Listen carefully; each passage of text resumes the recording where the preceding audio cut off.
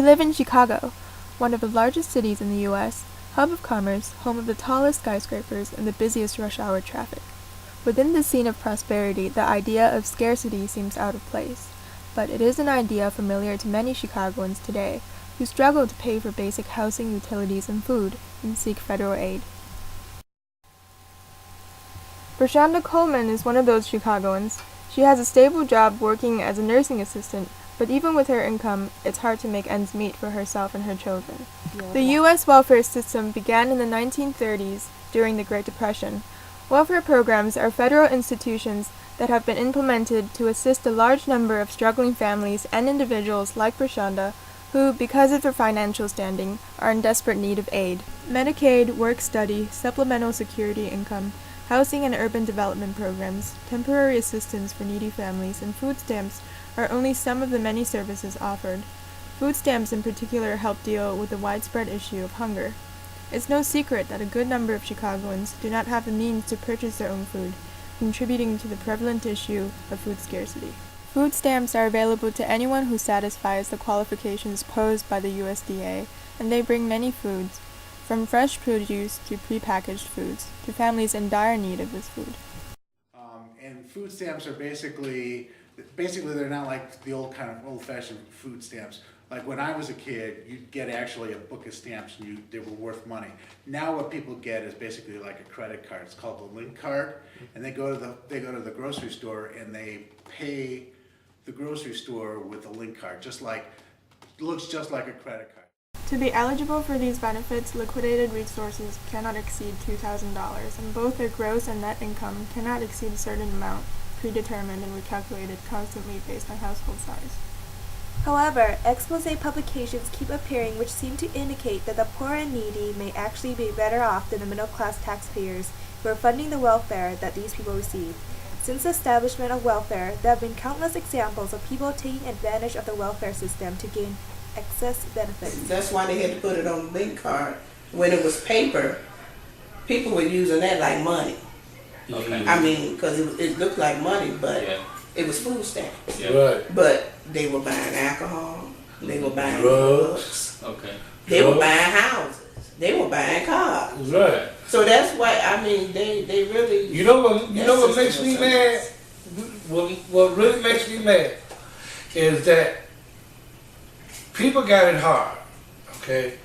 Sometimes we have it hard. And I go in to report to the welfare office. I see people pulling up in Cadillacs. Oh, yeah. And Chevys and brand new cars and gold earrings and gold on it. What the hell you need with a welfare? You see what I'm saying? One scenario would be, let's say mom, dad, and their 2 children. Well, mom leaves and go to another state and she applies for assistance, but she's still getting assistance here in Illinois. So now mom's getting assistance in Illinois as well as in Indiana. Improvements should be made so that we're able to do better cross-references. Eventually we do find out that the individual is in 2 different states with 2 different SNAP benefits, but that takes a while. Another Chicago resident, Dorothy Woods, was found guilty of 12 reports of welfare abuse and was sent to jail. In her personal information, she claimed she had 38 non-existent children and received $300,000 in welfare assistance. It was also said during her trial that she was wealthy and not in need of welfare assistance at all. The U.S. government spends approximately 50% of its annual budget on Social Security and welfare. 50% of that must come out of taxpayers' pockets.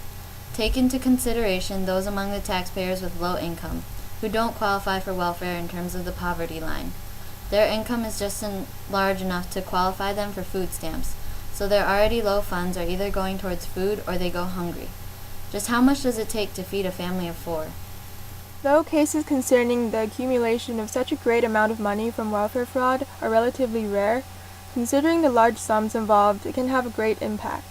Putting it into perspective, the money that these fraud take from the system is, in effect, taken from disadvantaged families who actually need it to provide for themselves. Not only have abusers of the welfare system taken money from well-deserving people who have been unfortunate enough to have gotten into a tough situation, But they have also accredited these lazy, immoral qualities to blameless people. They take taxpayer money for their luxuries while other families struggle to make ends meet and are shamed in society because of the bad name that welfare has gained. It is coming out of the pockets of both the taxpayers and the welfare recipients alike. Remember Dorothy Woods? She took enough money to feed a family of 4 for about 27 years. We worry about food scarcity for the less fortunate, but the people that have contributed in part to this scarcity are to blame. The immediate solution is to fix the system. But how is that to be accomplished? How can you repair a system, but also a well-established reputation?